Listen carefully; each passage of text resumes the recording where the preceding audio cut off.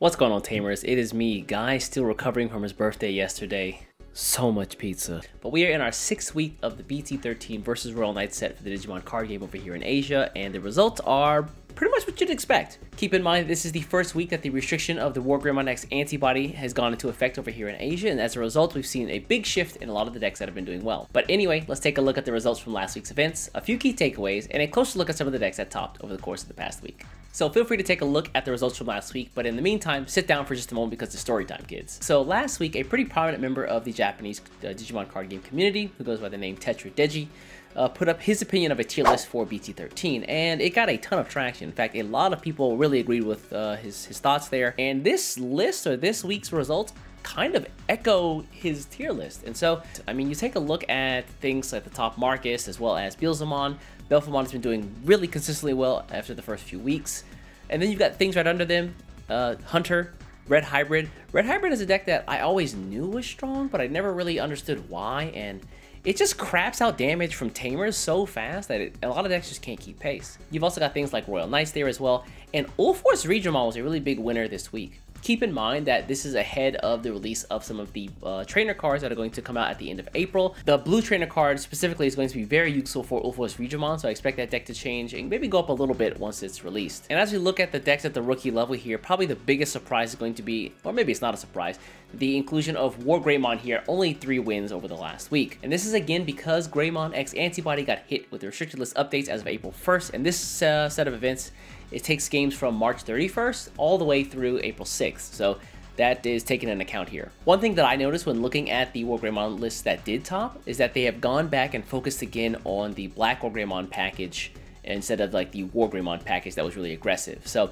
people falling back onto defense here for Greymon. We'll see if that trend continues though into the following weeks. Speaking of X-Antibody, we also had Metal Garurumon X-Antibody sneaking back up into some of the events wins last week, as well as a lot of things that you would expect. I want to take a really good look at a Venusmon deck, because last week was a pretty big event called the Goo Digi Cup, and there was a team event there, and one of the players ran a Venusmon control deck, and the Venusmon player posted up their win-losses, and some of the decks they went up against were insane, and they took no losses at all during the entire event. So we're definitely going to take a look at this deck later on, so be sure to keep watching if you want to see this Venusmon deck. And with that, and the small tweak of Alphamon maybe underperforming over the course of last week, pretty much everything that you'd expect to see here. Things like Chaos Dramon and Mugen Dramon or Machine Dramon, if you're playing the English version of the game. Dukemon, Gallantmon did well.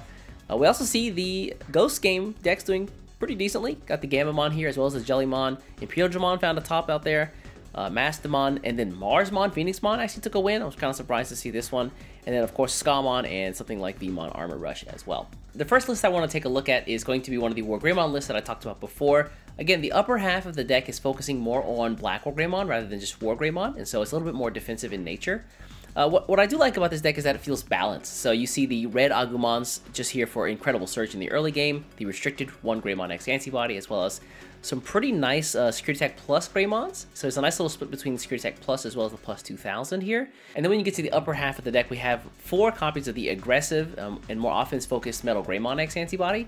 And that's going to go into either, these are 2 copies of the BT12 Greymon, the black-red, as well as 2 copies of Black Greymon as well. These are incredible defense cards. They also have the ability to swing twice, so you can use something like this in tandem with your Metal Greymon X-Antibodies here to get 2 swings at 2 security attacks each. And then once you go beyond that, you have some of the more defensive cards in Black Greymon X-Antibody, as well as 1 copy of Omegamon just for that extra reach to close the game out. Now this one, only 1 copy of Hades Force, but I think for this list it's pretty standard at this point. I think we see 1 or 2. And then we see for the Tamers, it's kind of hard to see here, but it's got 2 copies of the red Security Attack Plus tie, as well as 2 copies of the black Plus 1000 and blocker time. And like I said before, this deck does have an upper end that is a bit more defensive in nature, but I like the fact that they balance this out really well, with some of the lower end cards being more offensive in nature. That way you can kind of keep the balance during the game and be a little more flexible depending on what situation arises. Another deck I want to look at is going to be Ulforce Digimon. So first off, right off the bat, I noticed that the 2 copies of the Shakomon here, I love this inclusion. If you watch one of my recent videos on counter cards, on some of the cards you can use to counter some of the strongest decks in the game right now,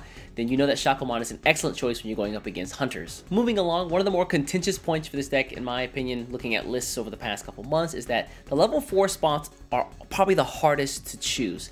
And here we've got 4 copies of the Digimon from BT11, I believe it is. And then they added in a couple copies of Gold Digimon, which just feels like fantastic support, as well as things like Ranamon. Ranamon is a pretty good inclusion here because this Ulforce Digimon deck typically runs quite a few tamers, and so anywhere between like 12 to 15. And this one I believe runs, what, 4, 8, 13? So yeah, works out perfect well to have a couple hybrids in there so you can Digivolve off your tamers that aren't getting much use at the moment, and then Digivolve over or just swing.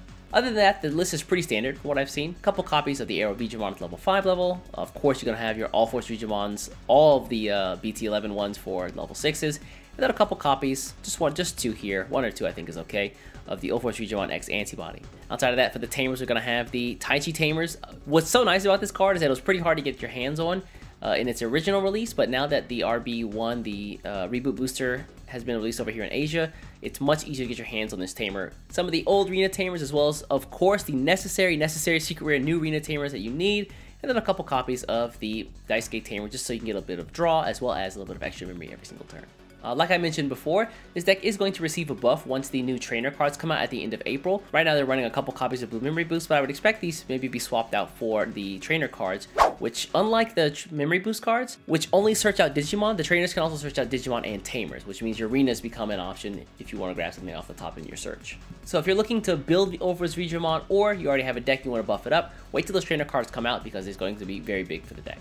And the last deck that we're going to take a look at is going to be one of the Venusmon decks that did really well at a very large scale event over here in Japan. Keep in mind that this list went up against and won against, hold on, let me get my list here just so I can be double sure.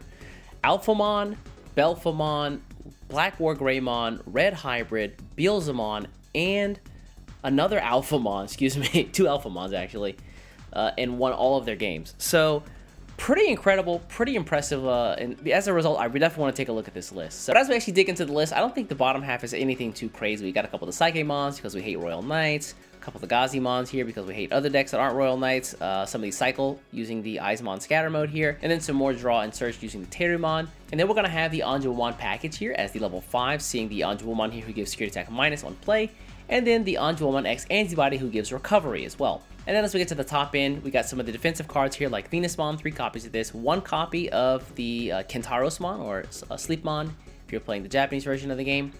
He's great because he is technically recovery, but he lets you choose the card that you put on top of your deck, which is a fantastic effect. I mean, you can take anything in hand like a Chaos Degrade or Odin's Breath or, you know, a Flame Hell Scythe and just drop that bad boy on top of your security. And then, of course, another control tool card being here, the Death X-Mon. With Blue Flare doing as well as it has been doing recently, I think it's starting to start putting the Death X-Mons back into our decks. And then one of the fantastic new cards that came out for control tools is going to be the Dukemon, who, for every card in you and your opponent's trash, every 5 cards, excuse me, his cost gets reduced, which means later in the game he's going to be really, really cheap cost, probably even 3 costs or less. And he gets the ability to first attack as soon as he comes out, but he also destroys stuff when he attacks and he's played. So lots of destruction here, lots of attack, gets over some of those nasty cards that you don't want to have to deal with. Fantastic choice for the deck. And then the option cards are completely cracked out here. We of course have the 1 mandatory reinforced memory boost because we always want to be recovering, but we also want to get a little bit of memory as well. The nice addition of 3 copies of Odin's Breath from the BT13 set. Unlike other yellow option cards, if this one is just discarded from an effect off of your security stack, the effect still activates. So where you'd be losing the effect of something like a Chaos Degrade, this will still get activated if your opponent has something that just discards cards out of your security. And then, of course, we gotta have a couple copies of Flame Hell Scythe because we are running the Anjuwomon package. A really interesting inclusion of 3 copies of the X Program card. Now, this is an option card that's great for removal, but it doesn't remove anything that has X-Antibody in its traits.